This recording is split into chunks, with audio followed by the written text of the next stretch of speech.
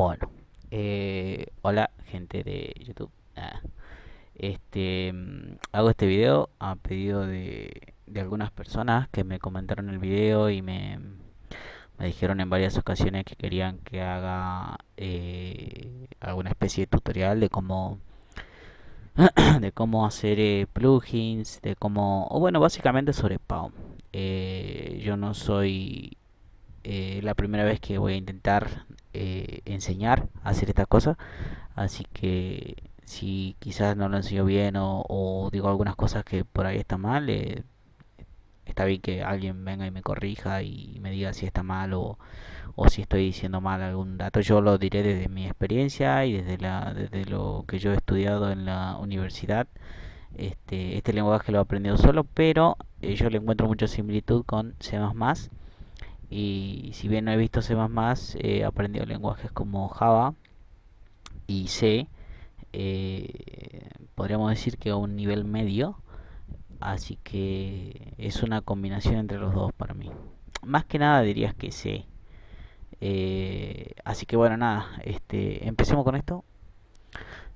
Lo que yo empezaría primero sería explicando lo que son las include. Las include no es más ni menos que podríamos decir que es un pedazo de código que no está explícito. Es un pedazo de código que pueden ser, generalmente son funciones que pueden ser métodos o funciones que están dentro de algún archivo. Esto sería como llamar cierto archivo al código principal que el programador como tal no lo ve. Lo ve en una sola línea, pero el compilador, cuando a la hora de compilar, si lee todas estas líneas de código que hay acá. Acá pueden haber 10, 15, 20 líneas que son funciones que alguien las hizo, que incluso nosotros podemos crear nuestra propia include, que no es muy difícil. En realidad no es más ni menos que hacer una función y meterla en otro archivo y llamarla. Eso es una include, que no es lo mismo que librería.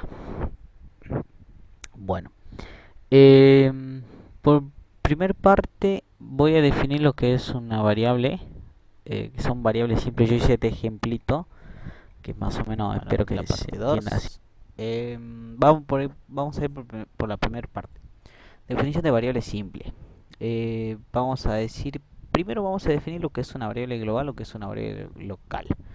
Una variable global significa que va a ser una variable que se va a poder utilizar en cualquier parte del código, dentro, afuera de una función, dentro, afuera del principal, que es esto, en cualquier parte, siempre y cuando sea abajo, porque este código, este lenguaje empieza a leer desde arriba para abajo el código. Entonces, ¿qué quiere decir?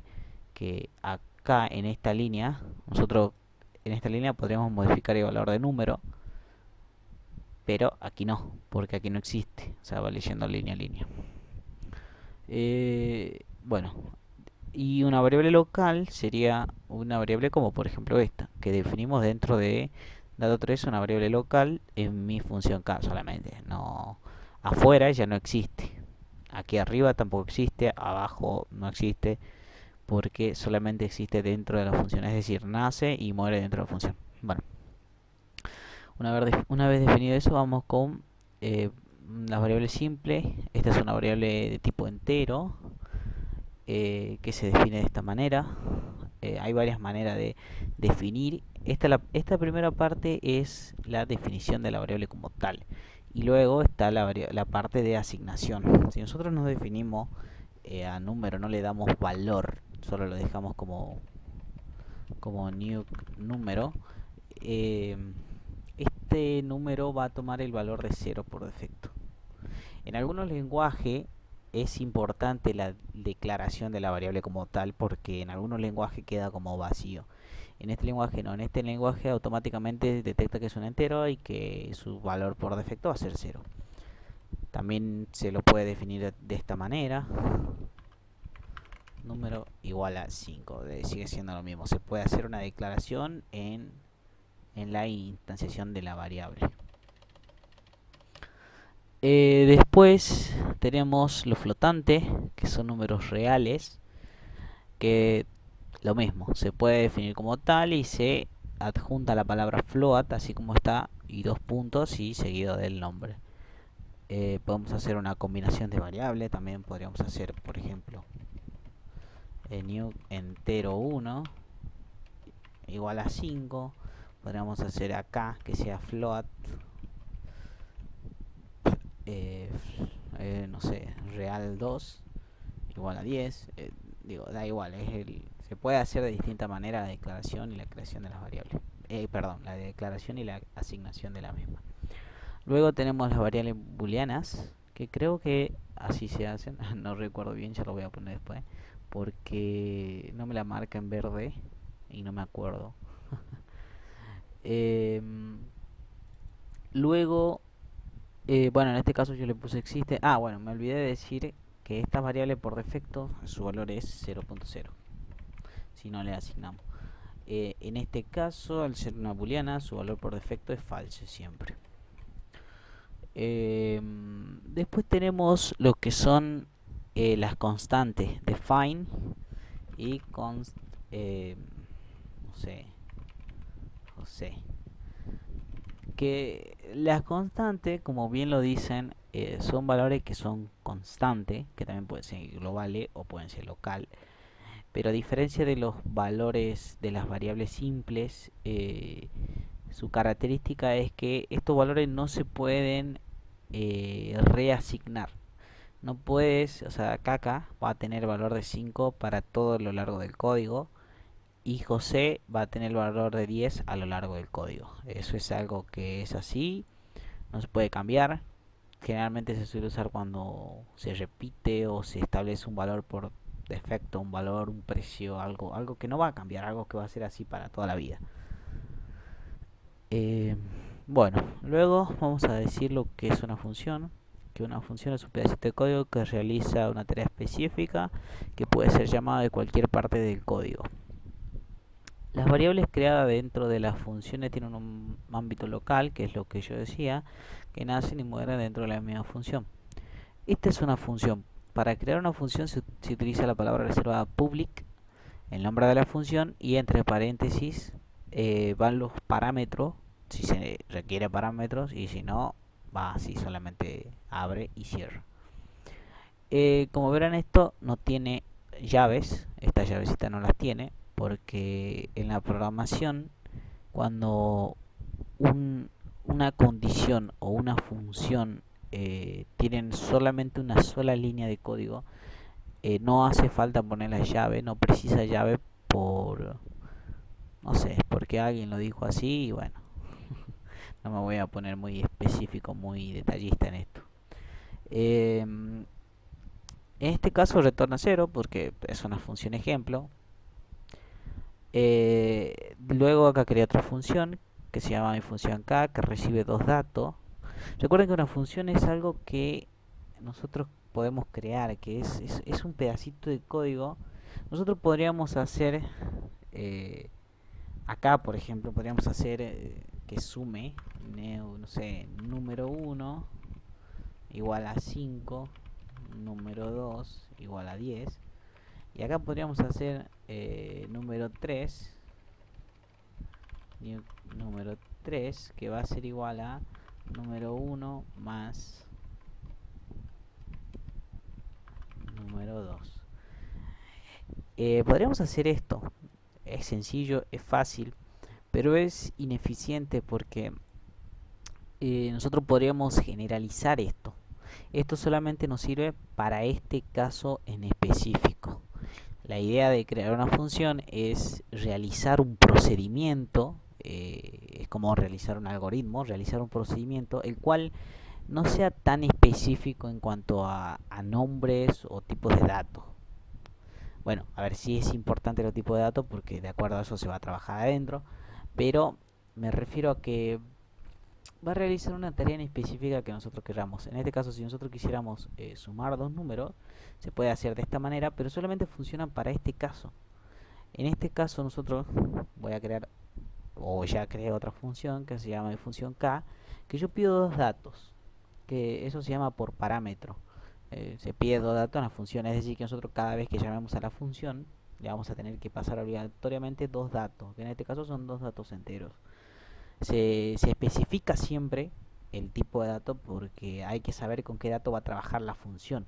Si fuese que sean flotantes, se pone float. Uy, la L no va, así va float. Ahí. Float, float y el tipo de dato.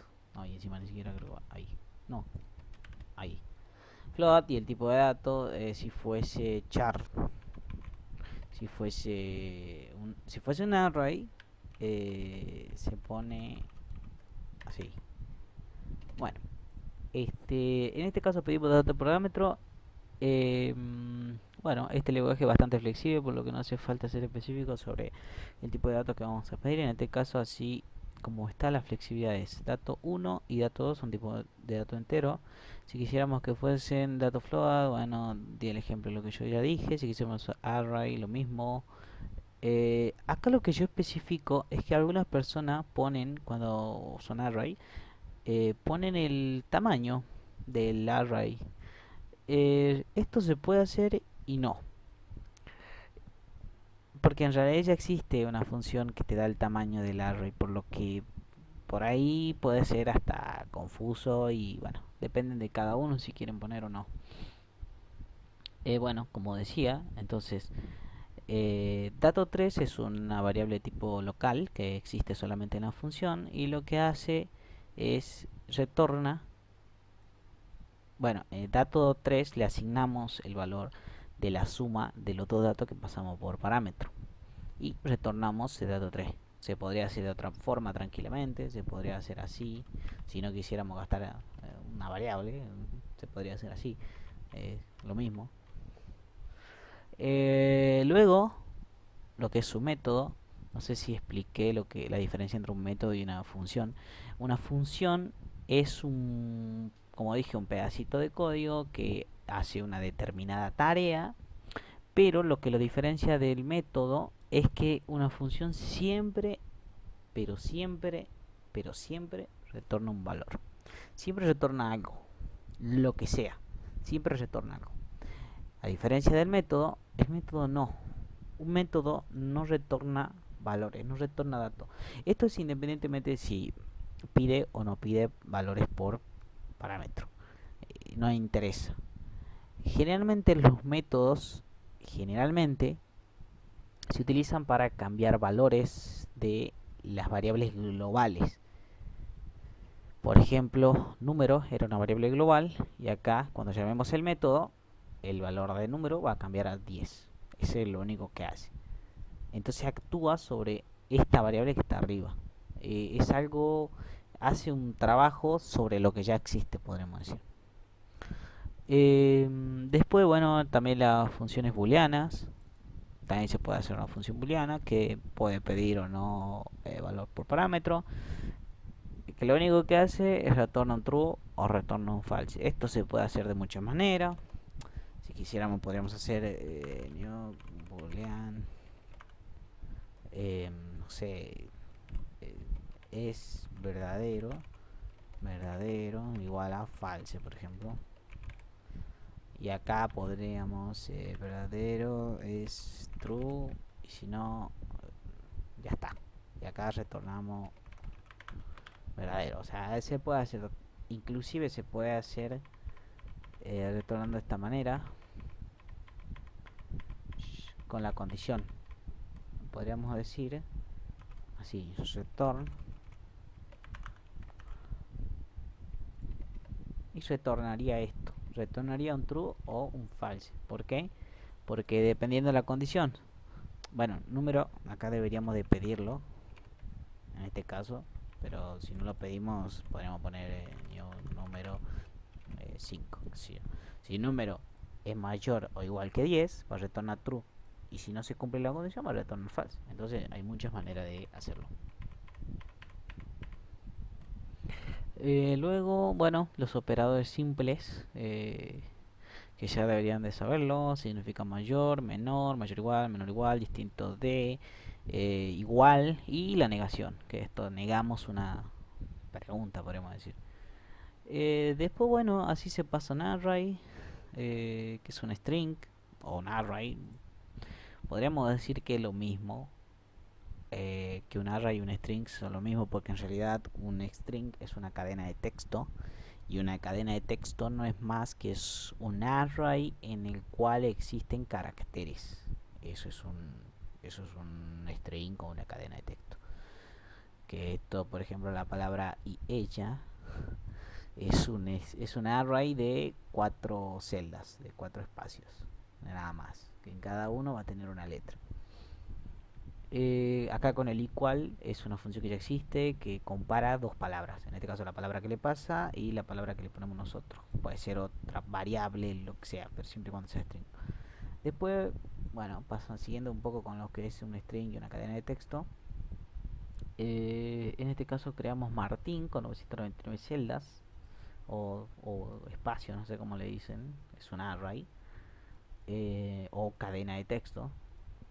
Porque en realidad yo le digo que puede ser un array o una cadena de texto, porque en Martín, por ejemplo, en la posición 0, nosotros podríamos poner un 1, como también podríamos poner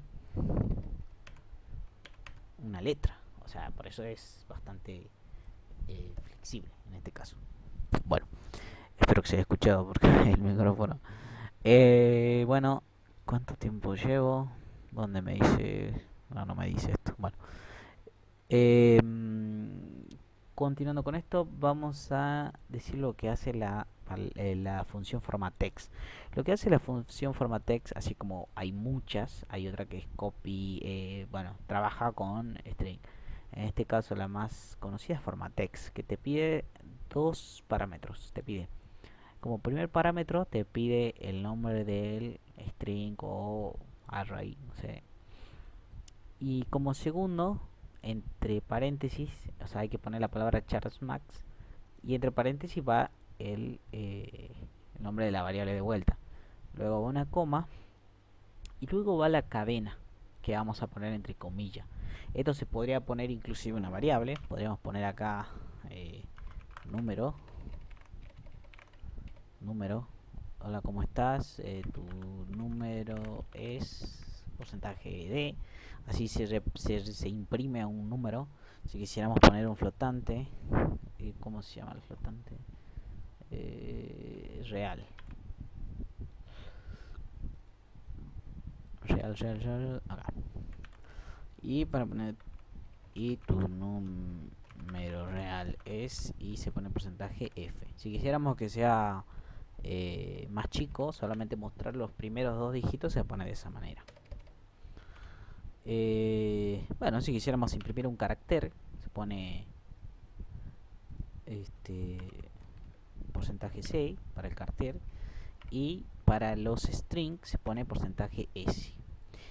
Ahora, lo que es string se puede poner de varias maneras. Nosotros podríamos poner aquí, por ejemplo, José,